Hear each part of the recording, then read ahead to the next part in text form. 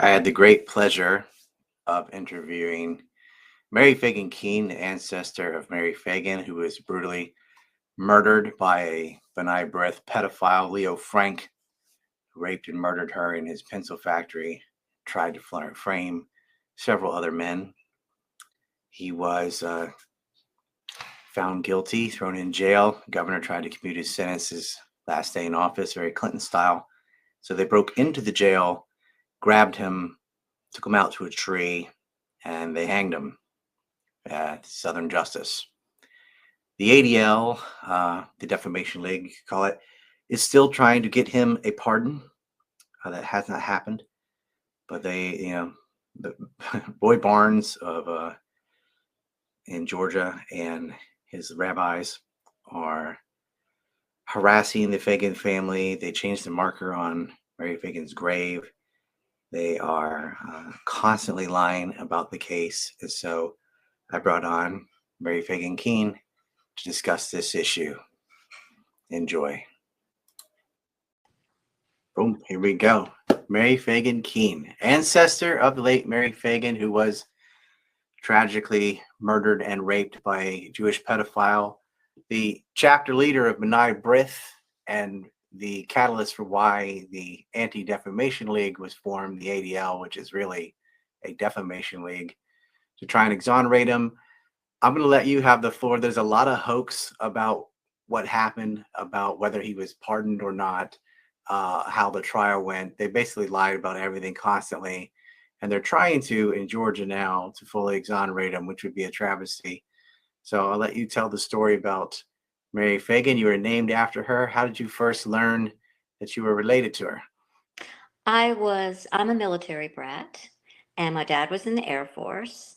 So we went to South Carolina, and at R.B. Stahl High School, I had a science teacher by the name of Mr. Henry. And back in my day, you got to remember, I'm 70. So back in my day, the teachers lined us up and just, checked our names off. So as he got to my name, he said, name. I said, Mary Phagan. And he said, stopped. He looked at me and he said, there was a little girl that was murdered in Atlanta in the 1920s. Are you related to her? And I said, I don't know. After that, the boys, of course, at 13, I was traumatized. They said that I was dead and that I was reincarnated. And so I became very upset and didn't like the fact that they were teasing me about being dead. So I cried all the way home, and Daddy happened to be at home. And so I looked at him and I said, who's the girl named Mary Phagan that was murdered that Mr. Henry told me about? And I'm telling you, my dad just stood in shock. The history of the name Mary Phagan has been very quiet. The Phagan family has never spoken out for years and years and years. So nobody in the Phagan family ever mentioned the story. They didn't talk about it. There was a silence that was put on by my great grandmother, Fanny Phagan Coleman. And your teacher got the date wrong, but I'm surprised. Right. I mean, in Georgia, I understand, but in South Carolina, I'm surprised he had heard of the event at all. Well, really people have, and it's amazing. I always thought that, well, and I will tell you this part. And I thought, okay, well, so Dad basically told me the story that I was related, and then I was to go back to school tomorrow and tell Mr. Henry that, yes, I was related. I was named for her, and I'm the great niece and namesake. And he told me that she was murdered. He did not use the rape word with me. He just told me that she was murdered, and she was murdered by Leo Frank. Never said he was Jewish, nothing like that. He just said she was murdered, and then he was lynched by a vigilance committee after the governor commuted his sentence, and that's all he told me. Well, I thought, okay, that sounds cool. I'm 13, right? The governor did that the day before he resigned, too. Exactly. He certainly did. And so I thought, okay, well, I'll never be asked that question again. No problem. Okay, in one ear, out the other at age 13. You know what I'm saying? So grandfather got sick here in Atlanta, and Dad decided to move the family because he retired from the Air Force to come back to Atlanta and be with our family here. And went to a high school called Shamrock High School. And on the first day of school, all 6 of my teachers asked me if I was related to little Mary Phagan. And my answer was, yes, I am. I'm the great niece and I was named after her. So my mind got to going really crazy and I thought, there's a lot more to this story than what my father told me because why would all those teachers know about it? So I went back home and I said, Dad, there is much more to this story than you told me because every one of my teachers asked me if I was related to little Mary Phagan. And of course, I told him yes. He said, there is. But I just felt like you were so young at 13 that I couldn't explain things to you. And so he finally said to me, I will tell you more about it. So he told me, and this is the term that he used, that Leo Frank was a sexual pervert. I still didn't know what that meant at age 15. I'm going to be honest with you. I mean, I was very protected in, the Air Force community, the military community, and, we just never heard things like that. You So I lived in asked Japan for a while too, didn't you? Yes, I lived in Japan and Hawaii, and it was just incredible that they asked me that question. And I thought, okay. So, like I said, he told me that he was a sexual pervert. Then my question was, what is a sexual pervert? So he made me go get a dictionary and look up the word sexual pervert. And I said, "Ooh, Daddy, that's terrible." So Then picture Hunter Biden. No. Yeah, yeah. I mean, it was terrible. I was shocked that somebody could do that to a little girl that was 13 years old. I thought, oh my goodness. Well, Ironically, apparently multiple girls he did that to, but oh we'll get yes, to there that. was about Yeah. 20 of them, and not just girls. There was boys. I have done some research, and there is a couple boys that testified as well. So it just wasn't girls. So I think people need to be aware of that, and that just verifies the sexual perversion that my family has believed in all these Knock one of them 110 up years. too. Right, right. It verifies everything because it's in writing and it's in evidence. And of course, we don't hear that other part. We don't hear that from the communities that are studying the case or the historians that they talk about. What they forget to tell you about the historians of the case is the fact that most of them are the same religious faith as Leo Frank. They're Jewish. So they already have a bias and, claim the anti-Semitism route and everything. But anyway, Dad did tell me more, and he said, well, I think that what you need to do is you need to go and research and do it on your own. You will have my bias of the opinion. I asked if I could talk to my grandfather about it. And this is where I get a little emotional. Apologize for that. And my dad told me I could. And I went and I talked to grandfather. And he looked at me and he went out, stood up, and he got the picture of little Mary. And he pointed to me and he pointed to her and told me that I looked like her. And so I asked him the question, who murdered her? And he told me Leo Frank, and he said Lynch, and that's all he did. And then he started crying. And I could never ask him a question again after that. To see him so emotionally distraught was a horrible feeling for me at age 15. To see your grandfather break down. He was her protector. She was born in Alabama, and most people think she's born in Georgia. That is not accurate. Most people say that Mary Phagan's mother, Fanny Phagan Coleman, married right after her husband died. He died in Alabama. Her father was John Phagan. He died of measles, ironically, which we now have a measles thing now again today, So I thought that was kind of weird. Now we have measles again. And I'm like, wow, that's really strange. So that happened in the 1900s, 1912. So she was like 5 months old when he died from the measles. So the family moved back to Marietta and stayed with her brother, Mrs. Phagan's brother and mother. And they stayed on a farm there. And then great grandfather, still remained in Alabama with all the other family. And he eventually moved everybody here back to Georgia. So that's what happened with that. So I needed to go and find out all the information. And so I couldn't drive at the time. I wasn't allowed to drive. I didn't have a license. So my mother, Philomena Phagan, drove me everywhere that I wanted to go. And we went to the libraries and we went to the Georgia State Archives, where at that time, back in the 70s, that was where the majority of the information was available to us. So we go into the Georgia State Archives and there's a 10-foot picture of the lynching of Leo Frank as we entered that library. I was so disturbed. I had never seen a picture of a lynching before. And it really bothered me. And we signed in and they said, are you related? And we said, yes. So they brought all the files. So that was when I started my quest of getting research. Just for your audience's information, I have donated 57 years worth of all my stuff since age 13, to a collection at Georgia State University with a lot of original documents, which is, some are very rare because unfortunately documents have disappeared.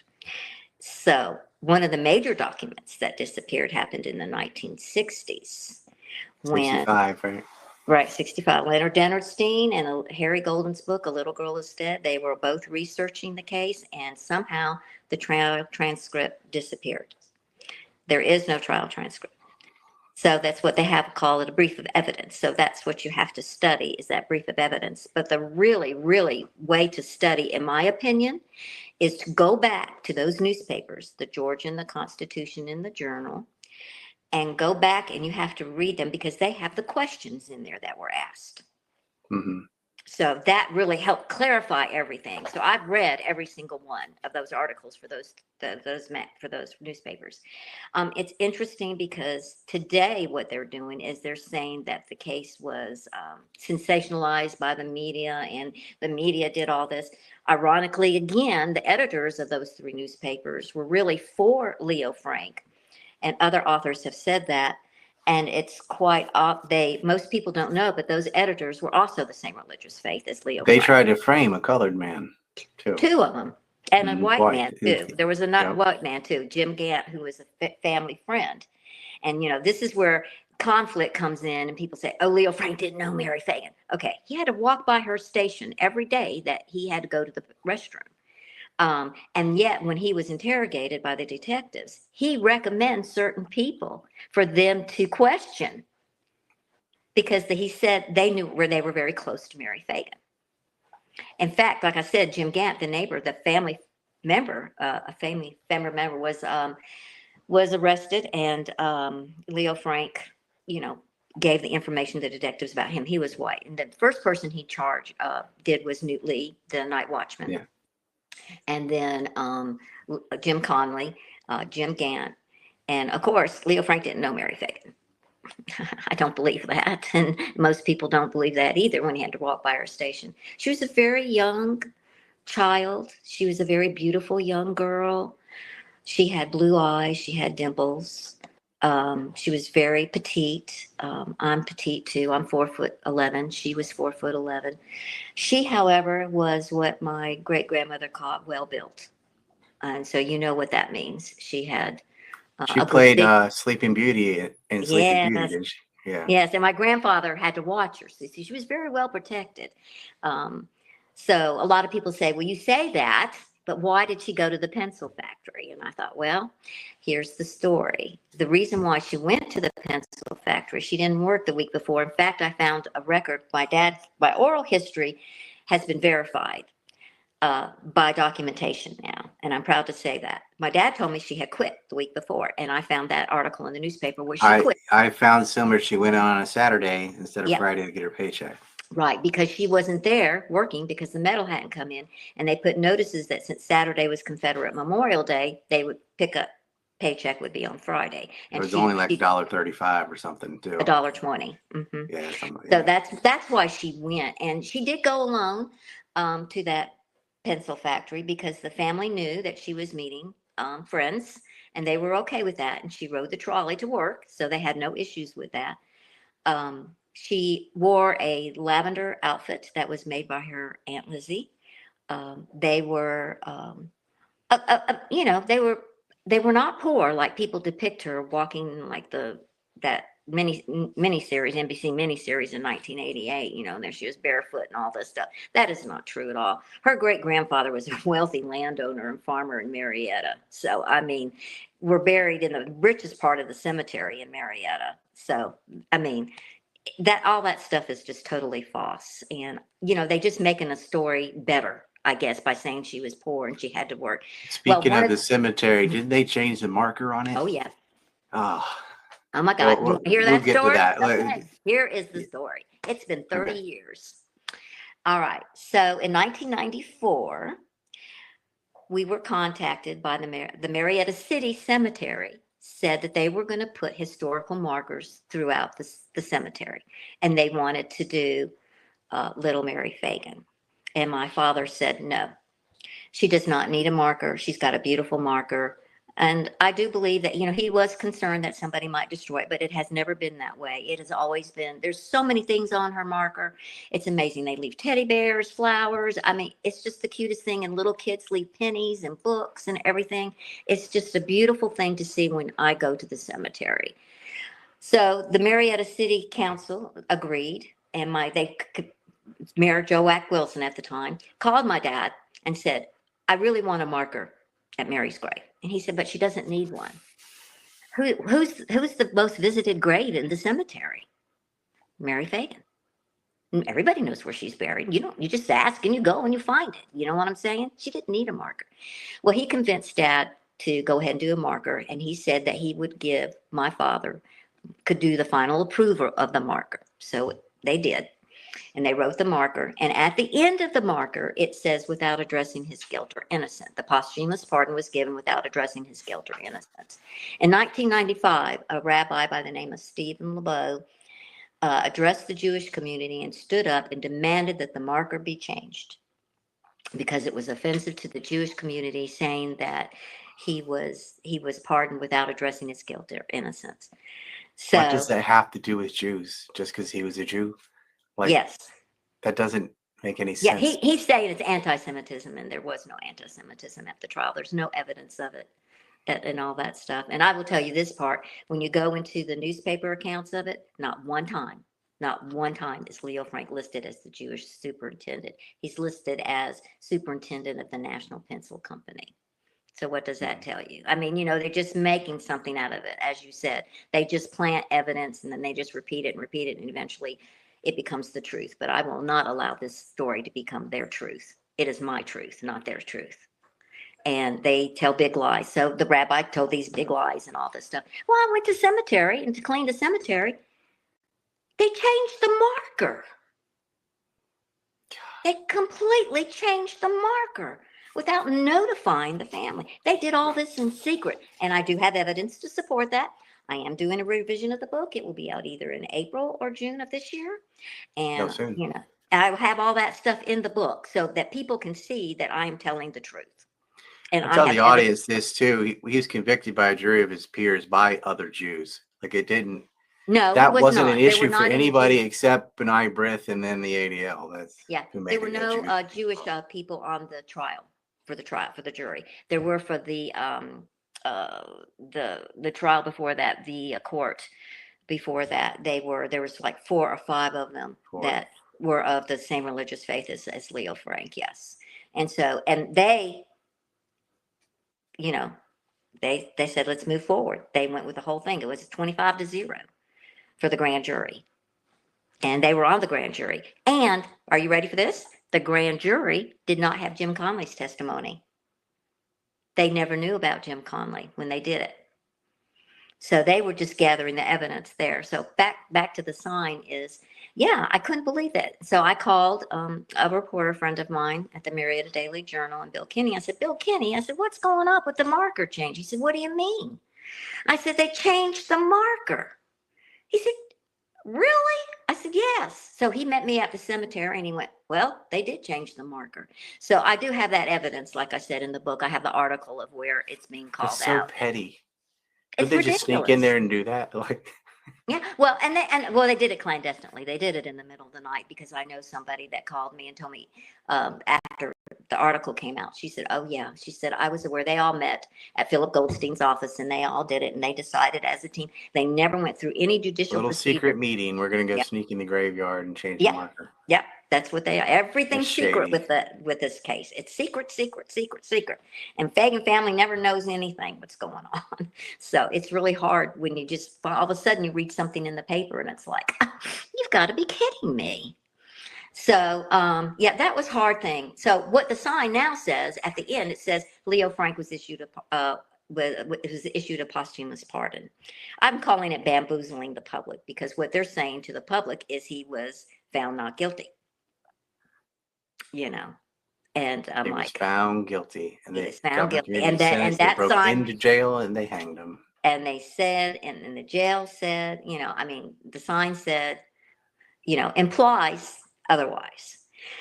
So, I really wish they take the sign down. She They're never trying did. to pretend that he was framed because Yes. he was a Jew. Yes, exactly. That anti-Semitism was the reason. There was no anti-Semitism during the trial at all. It did come out 2 times during the trial.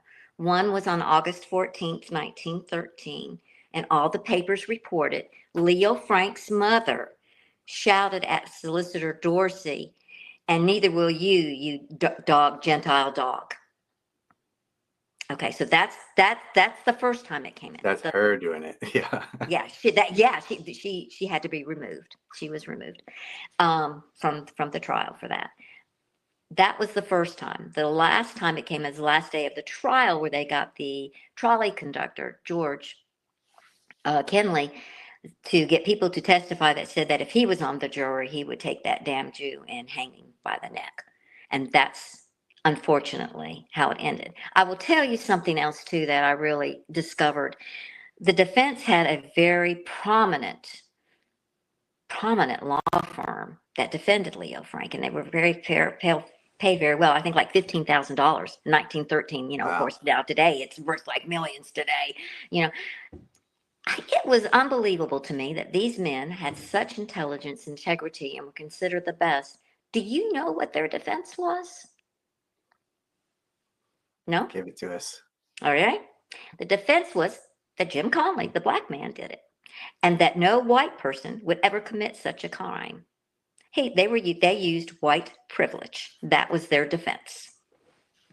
They figured a bunch of Southerners would be prejudiced toward the black guy. Exactly. Yes, and they But don't Leo tell Frank you that. was a Yankee. Yeah, and I know, and they don't tell you that Jim Conley withstood 3 days of cross-examination by those Which is attorneys, all the and they couldn't break evidence them. goes They to didn't break Leo them. Frank, and it was other girls. It was Rebecca Carson. It was Yes. Dewey, I think her name was. Dewey Howell. Yeah. Yeah, Yeah. Hugh. Yeah, and there's a whole bunch of them. And he was molesting all these people, and yeah, he definitely knew who Mary was. Yes. His Yes. factory. That's what happened in 1995, and that sign is still there. I will tell you that. So in 2016, so I had to wait for certain people to pass because they said it would cause so much controversy, and I guess they didn't want to live it. So I decided that I wanted to live it. I put my own marker up on Mary's grave. Oh boy. Oh boy. Well, they didn't like what I said, but I just felt like people needed to know that who Mary was, where she was born, and all this stuff, and that sign over there did not exonerate Leo Frank. There is one thing wrong on the sign that I will say, and that I think people need to hear this as well. It said the Knights of Mary Phagan, and this is before the pandemic. So when the pandemic came, I had heard the Knights of Mary that they called themselves, but my dad always said it was a vigilance committee. And so during pandemic, I researched again, and guess what? My daddy was right. They called themselves the Vigilance Committee. These were very well-known, prominent leaders of the Marietta Committee. You go down in Marietta, and all the streets are named after them. It wasn't some mob. It was a vigilance committee. It was not a mob. That was a very well military, tactic of getting in. Funny. It wasn't uncommon in the South for rapists to never even make it to trial. Right. Right. And that's what they thought, that Jim Conley would probably have just been lynched instead. But, they did not. So it was really, when I found out about this, it was actually the first lynching done by automobile. Yeah, it's like so that tells you all you got to do is what my daddy told Steve Oney, who wrote the book in 2003, his book "And the Dead Shall Rise" and all that. He said, go look what the names are for the automobiles. And the same thing. Only certain people would own automobiles. So that's what I'm saying. They were very, very well known, and it was good for me, like I said, to find out the truth, that there were no Knights of Mary Phagan. So here's the Knights where the whole town knew he was guilty, and then what he had done to other girls. So it was, the governor can say whatever he wants. This guy is not going to get away with it. Right. And there's things about the governor too that I'll explain He as got well. bribed. But he was a member of the law firm that defended Lee Frank, which most people don't know. And he had a visitor from the attorneys the night before he issued the commutation. So they had lookouts at the governor's mansion, and they saw who went in and who went out. So yeah, we know who wrote it. The defense attorneys wrote the commutation. You know, he didn't attend the trial. He got all the notes and all that stuff, and he said, "Oh, this and this and that." But I know it's not like I'm rambling on. It's just there's so much in my head that of For what he's those who want to saying. know why I look like one of the X-Men, I just had eye surgery yesterday. That's why I'm doing shades in the dark. So I'm not weirdo or something. It's like look like a Unabomber, but I have to be like this. But yeah, people ought to read about it. There's a lot of BS though. They were screaming "Hang the Jew" and stuff like that. That never Never happened. happened. But they put it And in. that was verified by the ADL's own expert, who they uh, encouraged him to write the book, Steve Oney, in 2003. But it's so ironic that they never say that after that. I mean, it's been disputed, it's been proven, it never happened. The This court kind of system said thing the same makes thing. people become anti-Semitic because you have an It can individual be. guy that molested a bunch of girls. He raped and murdered one of them. He happened to be a Jew. And then all these other Jews come to his defense saying, no, it was this black guy. Oh, no, it was this other black guy. Maybe it was this white guy. Said it couldn't have been him. He's a Jew. He wouldn't do that.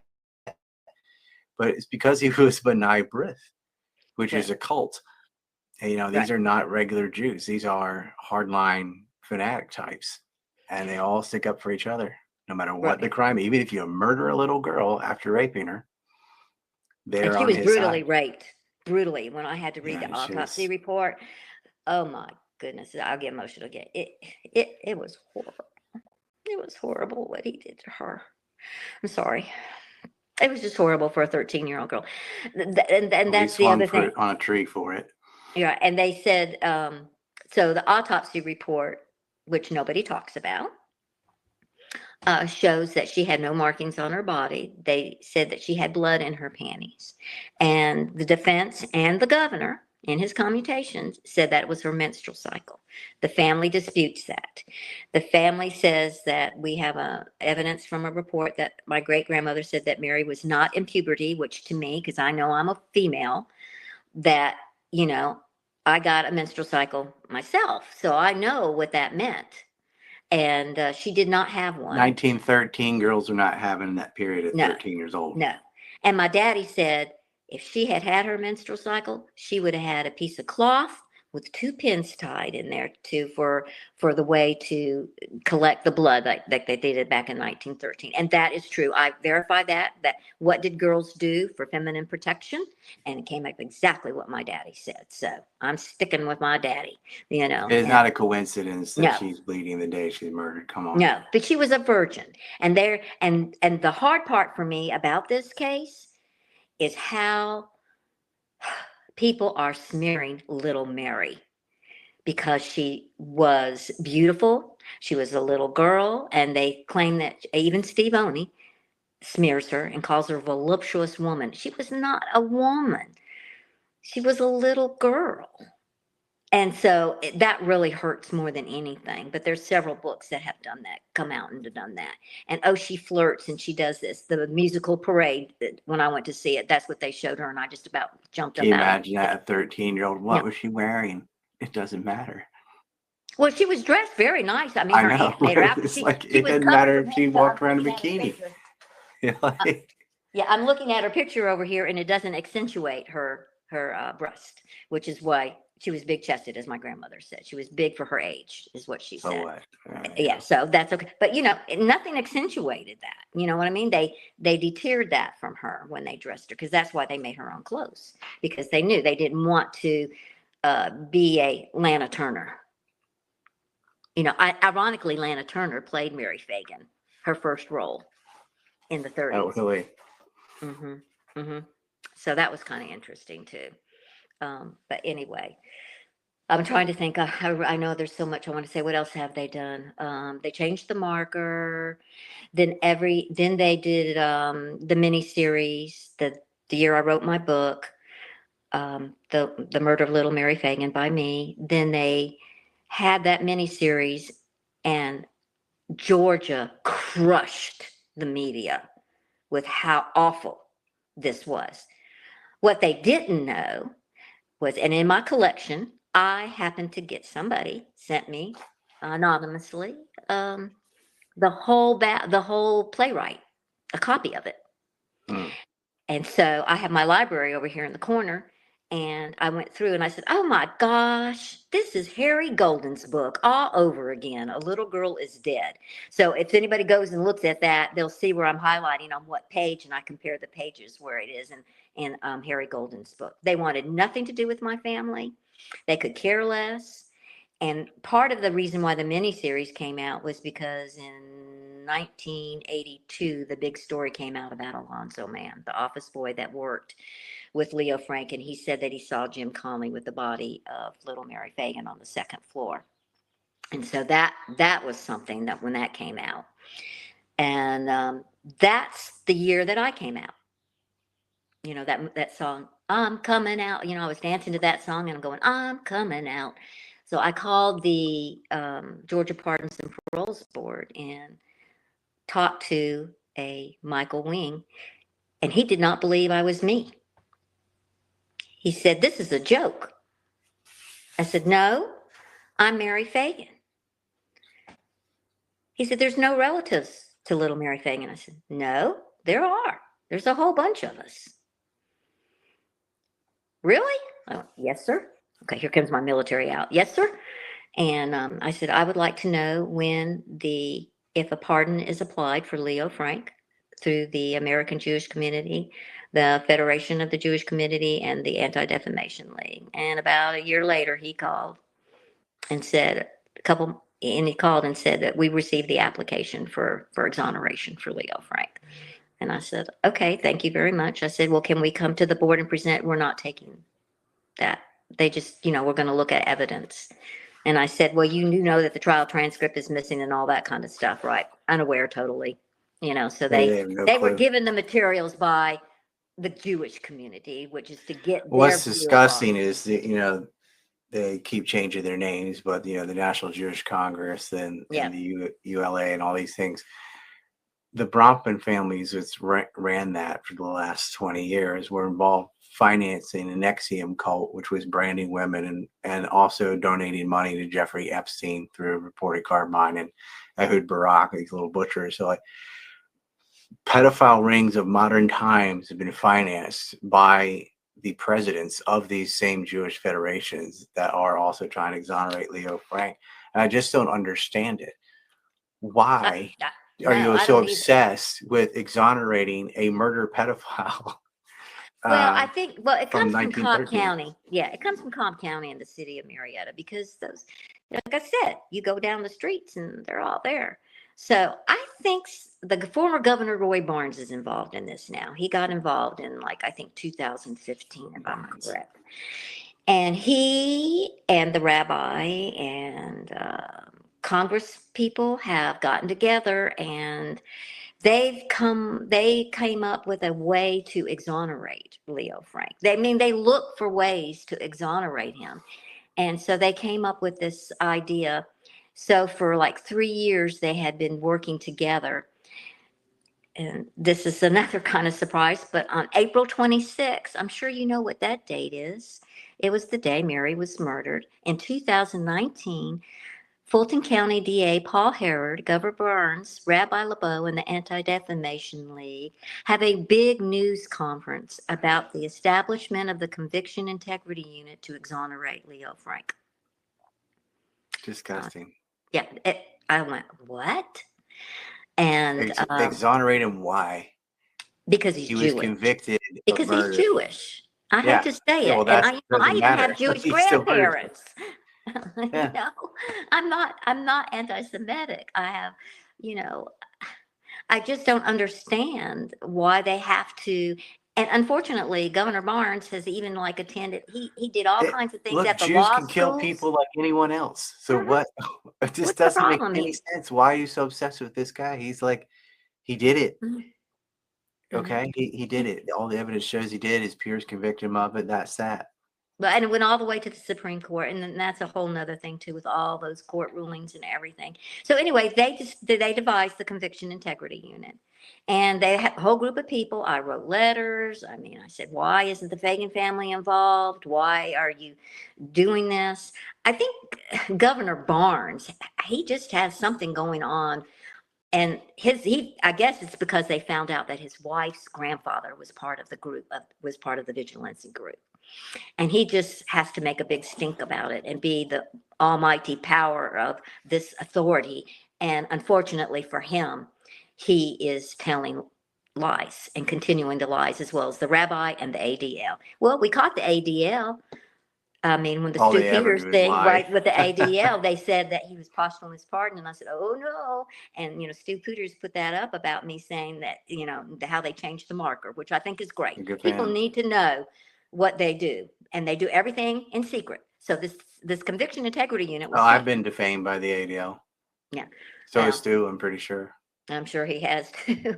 But anyway, it's just It's like, kind of like okay. what happens when you tell the truth about these wars and things. The ADL will say something. I know. Well, the thing about it is they've been caught. And I really believe truth wins. My dad told me that truth will always win. He said it may take time, but it always wins. And I really feel like this is a big win that the ADL did that. And it's all over. I think there was like 13 million views on one of the videos of the ADL, and then it being stuff. So, The I ADL mean, got caught spying on LA police departments. I remember Jeff mhm. Langford sued him and won. Another Jewish guy, by the way. I've interviewed him many times. The ADL is the ADL and SPLC. They're just defamation leagues for Well, Zionists. they That's all are, they do. and it was different in the 70s. I will tell you that my family worked with the ADL. I've worked with the ADL because we did, we got a lot of, unfortunately, strange phone calls saying things, and um, wanted me to do interviews, and I just felt uneasy. I just have that instinct. Mm-hmm. I have to tell, I have that instinct. And I called the ADL, Dad called the ADL, and yep, they were not a good person for me to do with. You know what I'm saying? I mean, they were, and in the 70s, and Dad wrote a letter. I mean, we've met with the ADL and everything, but today they just want to spread the lies about Leo Frank. Um, they don't care at all, but they've been caught, and they're going to get caught again and again. Yeah, Um, Foxman and then Greenblatt after that. They're just mhm, stooges. right. They were And it disgusting. really actually started in 2023 with the community noted on Twitter. Jonathan Greenblatt got slammed, and 99% of the comments were that Leo Frank was guilty, Yeah. and stuff. And so, I mean, every year he posts certain things, and then he posted that about the posthumous pardon and got slammed big time again. What happened was Elon Musk let actual journalists come back to Twitter, Right. and so they slammed him. Yeah. Before that, none of them were allowed on Twitter. Yeah, and it's going everywhere now. It's going worldwide. I mean, you're in Korea, correct? Yeah. Okay. Well, I'm saying it's worldwide Yeah. now, and Well, it needs I've to been be talking about this worldwide. case for since '97 or so. Okay. That's So when I learned about you it. know a lot about Yeah. it too. But the thing about it is that, so that's what they did with well, in my heart, I cried because I thought, okay, this is a done deal. This is a done deal. I mean, Barnes, it even says in the paper that Governor Barnes lobbied the Fulton County DA, Paul Howard, to get this done. He Mm, lobbied for it. Excuse me? Well, circumstances helped, and he got defeated by Fonnie Willis. good. Okay, so now Governor Barnes is asking Fonnie Willis, and the rabbi and the ADL is asking Fonnie Willis to bring the Leo Frank case to the Innocence Project so that he can be exonerated. They want to give him a new trial. Well, I said, a new trial? They're He's just doing had that every all single trial. quietly. He's had every single appeal. I mean, what the heck is going on here? So he's doing that now as well as the rabbi in ADL. And of course, this is 110 years. So it's, what is this, 110 years for his lynching, I believe? Yes. And so they're really putting out everything. I mean, parades coming back to the Fox Theater, the musical. I mean, they're doing their whole thing. What happened? So the best things, I'm going to go back a little bit. 2013, with the 100-year of Mary's anniversary, was a team got together and put all this information on the internet about little Mary Phagan and Leo Frank.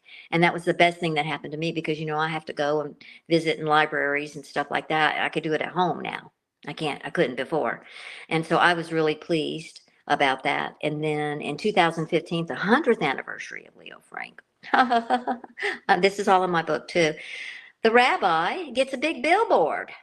Who paid for the billboard? I came down real quick. But anyway, he had a big billboard that Leo Frank was innocent.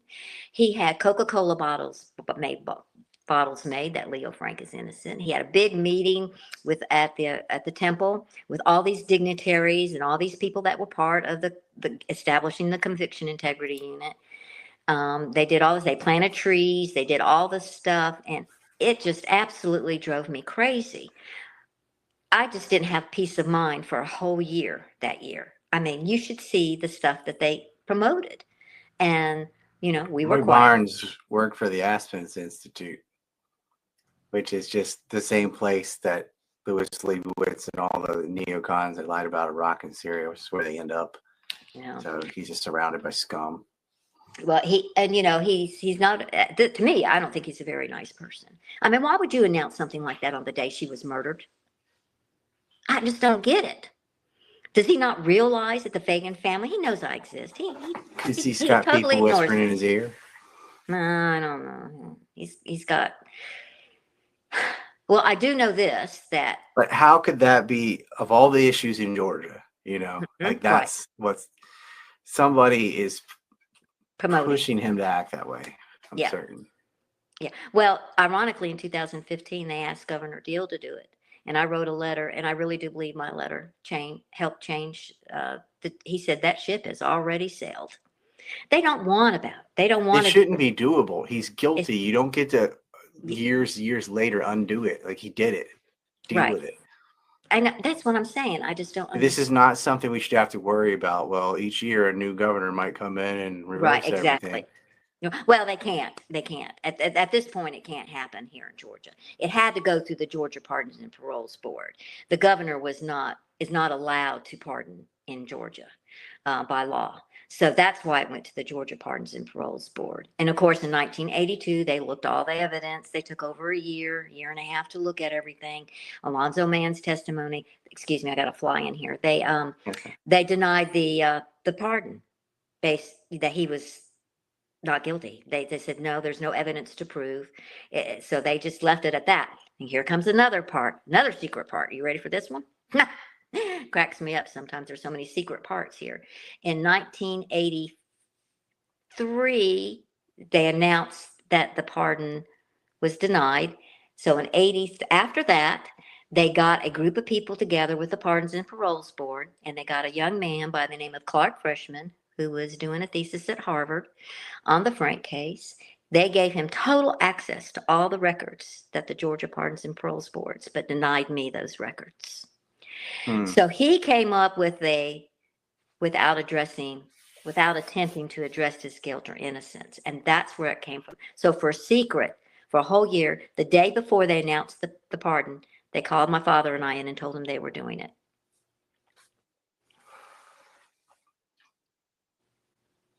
He must have been very important to them for them to go all this effort 100 years later trying to exonerate him still. Whatever he was doing for B'nai B'rith, Why would you stand up for a serial rapist and murderer? It doesn't make any sense. Well, the ADL doesn't want that, to be known. They want it's anti-Semitism. They're anti-Semitic. They did this. Okay, you got Jewish editors of all the newspapers that are floating all his innocence. I did forget one thing. What I was going to say was the New York Times. Oh my goodness. They say that they were so involved in it. The whole time of the trial, they only wrote 5 articles about it. One He was, arrested too. The grand jury said he's going to go to trial. I mean, there was nothing in there. And they were the ones 6 weeks before the Vigilance Committee in 1915 wrote an article about Knights of Mary Phagan. It has never been seen anywhere else. They stirred it up, excuse me, that Knights of Mary Phagan were going to possibly lynch him. And that it was festering here in Georgia. That's where it came from. Came from New York. After 6 weeks before, and it never happened. The Knights of Mary Phagan did not do the Ku Klux Klan. It was the birth of a nation, all that kind of stuff. They just tell everything because they want to. Klan was kind of dead until the film Birth of a Nation came out.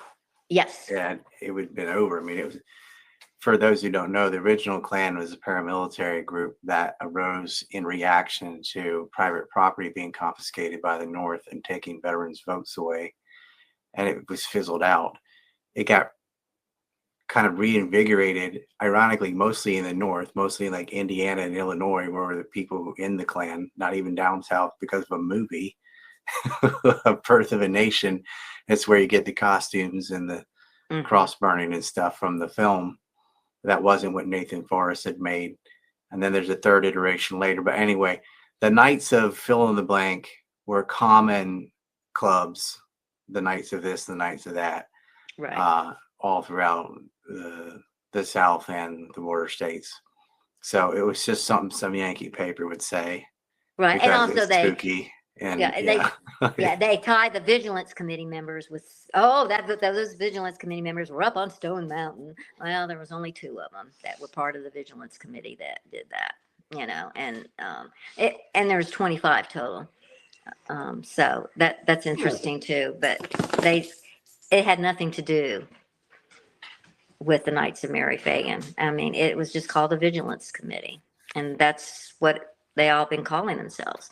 I feel like if Marietta Jewish community is so upset about this, why don't they just put signs up everywhere on the buildings where all the members of the Vigilance Committee were on there? We all know who they are. And, it's really amazing how the tune of the rabbi has changed when he really found out who they were.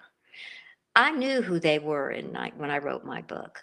And my dad and I decided that we were not going to release those names because we knew for certain that some of those families did not know.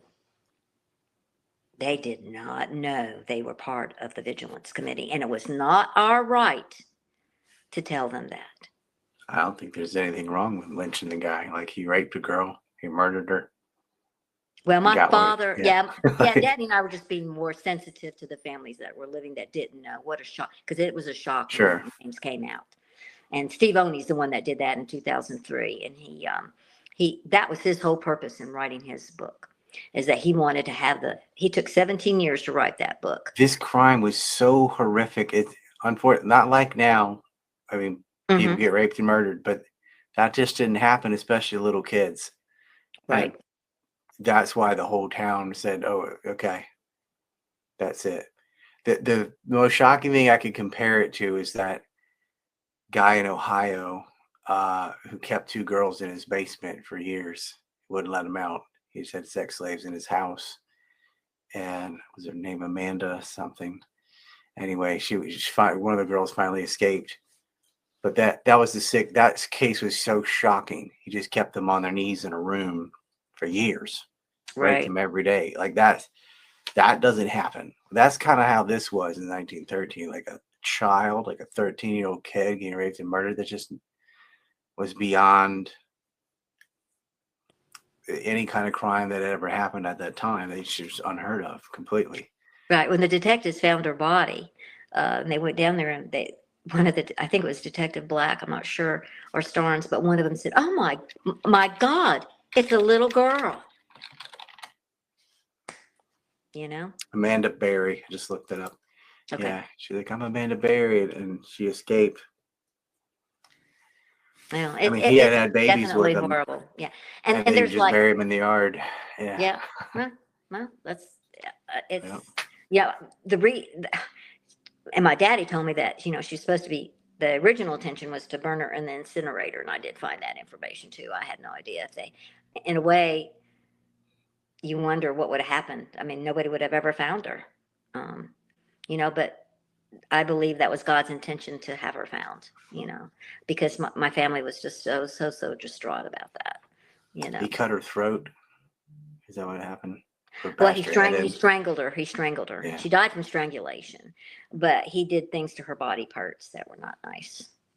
Which reminds me, the autopsy does clear the fact that in the I forget, what's his name? Pierre Van Passon in the 20s wrote a book, or in the 40s, and then came out and said that there were bite marks on the body of Mary Phagan. No such thing. No such thing. They had x-rays. There weren't x-rays in 1913. Come on, people. So there's so many hoaxes out there about this case. It's, here's another one that mass exodus of Jews left Atlanta after the lynching of Leo Frank. Never happened. In fact, it increased the population. But, the city of Marietta has all those people that live through it there, and they're just saying, oh, we left. Well, they left, but there was not a mass exodus at all of that. They didn't hang him because he's a Jew. They hung him because he killed and raped a little girl. Exactly. I don't know why that's so hard for them to get through. But I guess they think our whole ethnic group's going to get blamed for this. But why? Why would that happen? Right. Well, like I said, before, Fonnie Willis is now working on it, but she's got all those Trump issues. And the last statement that Barnes gave was that he's talked to her about it, and she's aware that it needs to be done, but he just doesn't know when, because she's in Georgia has a Georgia Senate committee that's investigating Fonnie Willis for political misconduct, fraud for funding certain things, and records request. I was denied records requests about the Conviction Integrity Unit.